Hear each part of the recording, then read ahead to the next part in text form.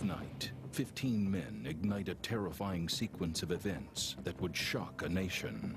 Phone rings in the house. It spells trouble. With an arsenal of weapons stolen and hostages held at gunpoint, Ini daripada kubur kamu. security forces have just 5 days to capture the culprits and bring an end to Malaysia's deadly arms heist. Get them to surrender without any firefight.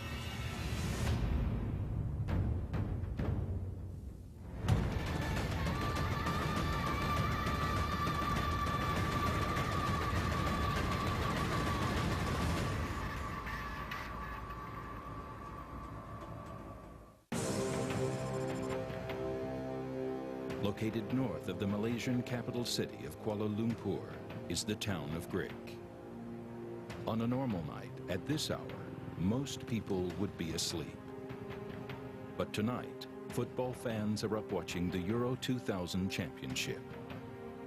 And for the 15 men in this convoy, football is the furthest thing from their minds.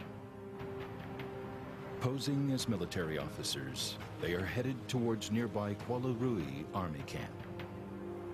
When they arrive, the outpost guards are surprised, but ask no questions. No one suspects a heist. But over the course of the next 2 hours, these 15 men manage to carry out an arms heist, which will shock the nation, stealing an arsenal of military weapons from 2 army camps.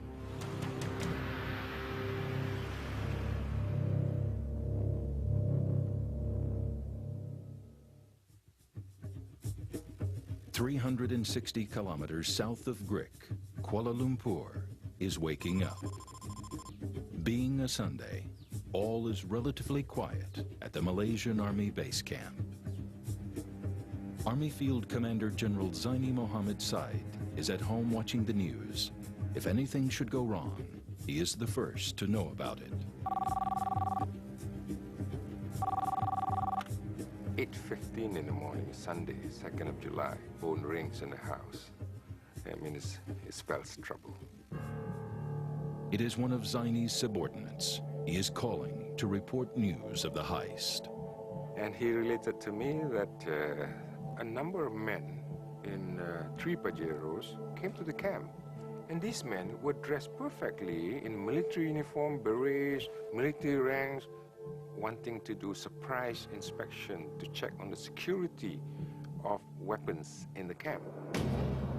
More than 100 high-powered weapons and thousands of ammunition rounds have been stolen, enough to start a major uprising.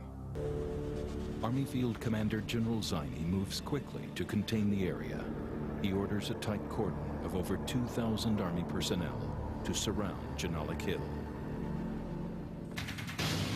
By nightfall, the Army drops large numbers of their elite commandos at the Janalik Primary School field. Meanwhile, security forces take over the school. This will be the command center until the investigation is over. My aim was that by midnight or latest 0100 hours, the cordon should be in place. At 11 p.m., Army commandos are deployed into the fruit orchards behind the school. The darkness of the night and unfamiliar terrain makes securing the area more difficult than expected. It's not until first light that the cordon is secured. I was happy the minute a message came, the cordon is in place, no one escaped. A reconnaissance team of 5 commandos is dispatched to gather intelligence. They report back to General Zaini that the entire group of gunmen is in fact contained on the hill. Initially, we were thinking of just 2 or 3 personnel. The whole group was there. I can tell you, until today, I felt the sense of relief, the sense of joy or thrill, you know, at the fact that we got the whole group within the cordon. But Zaini also receives disturbing news. The gunmen have hostages. These hostages serve a purpose. It's a shield for them. It's just a bargaining chip for them. We're not certain, even if we negotiate with them, that they would actually return the hostages safe and sound. It adds on to the worry and the problem at hand. General Zaini recalls his first meeting with Amin. When I came face to face with Amin, kind of neutral about things initially, and I continued saying, let's surrender. Enough, enough with this whole thing. Let's go down the hill. Basically, he said, do not panic, don't be too hasty in Malay, and let's stop. Amin, armed with a rifle and a grenade launcher, stubbornly refuses to surrender. And then he finally came up with this statement saying, let us be. I said, what do you mean? Let us be here. Immediately I said, that's not possible. That cannot be. That must have upset him. Amin suddenly draws his weapon.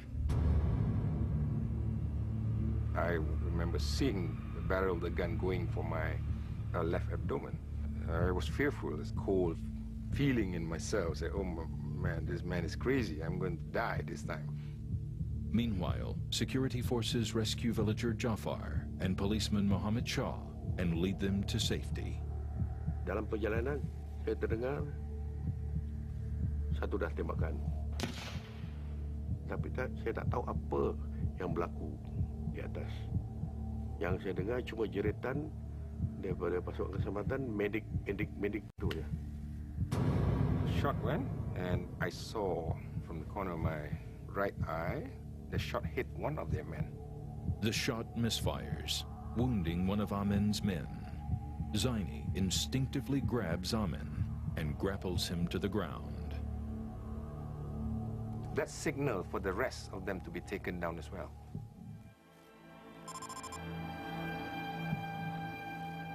By 5 p.m., the security forces have captured all 30 Al-maunah militants. Many of them are clearly stunned by the turn of events. When I went down the hill and look at all the people that we have arrested, I look at their faces and say, you don't look like terrorists to me. They were just misled.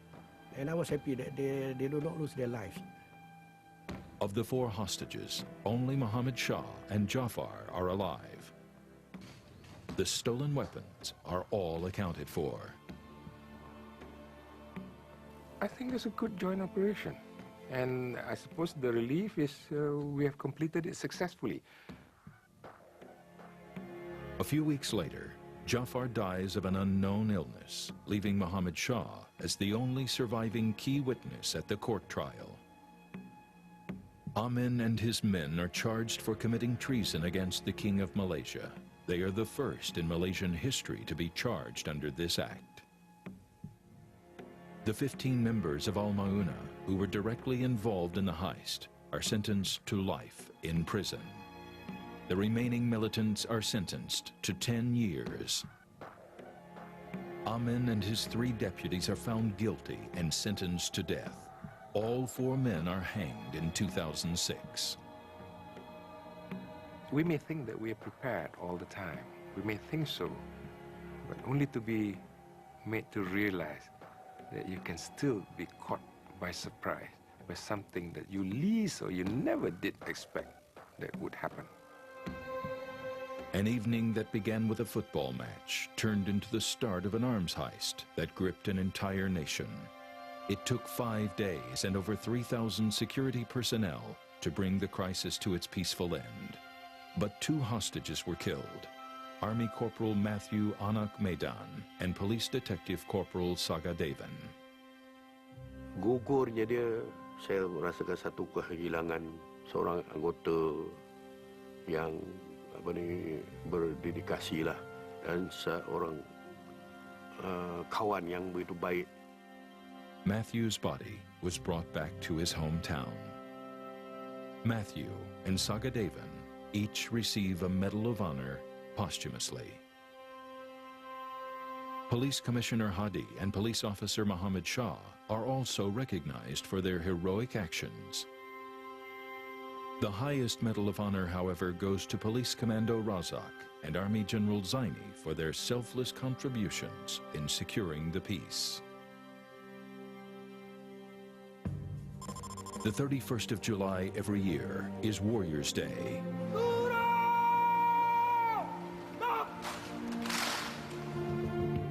The memorial service, attended by the Prime Minister of Malaysia, acknowledges the sacrifices of the country's fallen heroes. Although General Zaini and Muhammad Shah never met during the crisis, they will share a bond for the rest of their lives.